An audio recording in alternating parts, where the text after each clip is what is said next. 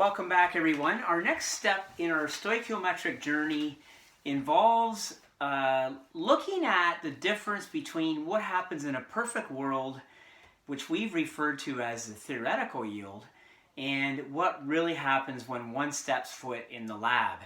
And you're just going to have to imagine that you've been able to get into a lab and carry out some experiments.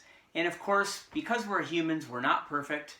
We lose samples of products here and there when we transfer, or when we weigh things, or when we dry with a filter paper. And you've done some of those experiments and you can relate to what I'm saying.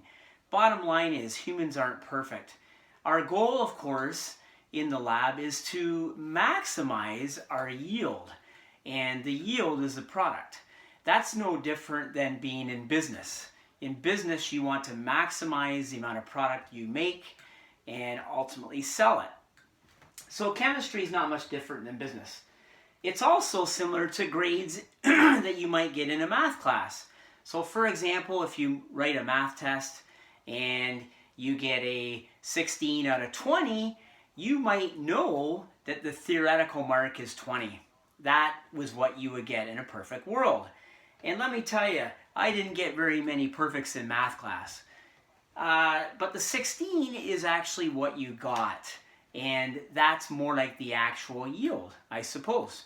And of course, your percentage would be what you actually got, which is 16, divided by what you theoretically could get, which is 20. That gives us 80%. Not bad for a day's work. Let's take a look at what happens in chemistry. Well, remember that the theoretical yield, which I will refer to as TY, is your calculated yield. You don't have to step foot in the lab to do this. But it's what you would get in a perfect world, which we know is kind of elusive.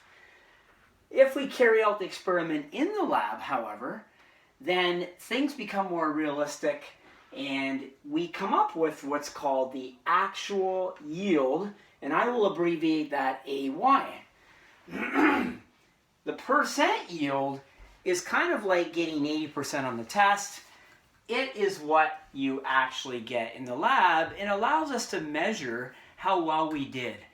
Now, it does depend on the experiment in terms of what we consider a good yield. In grade 11 chemistry, typically a good yield is 90+%. But there are some experiments that actually only result in yields of 10 or 15%, and that just depends on the chemistry that's going on. But let's assume that 90 plus is a good shot to reach for. So at the end of the day, the equation that we'll use in these kinds of questions and experiments is as follows. The percent yield of a reaction is equal to the actual yield divided by the theoretical yield times 100%. And that's it. Our next step is to take a look specifically at some questions that are in section 7.5 of your text and build on our limiting reactant discussion along the way. Hopefully this helps. Stay tuned for some more problem solving.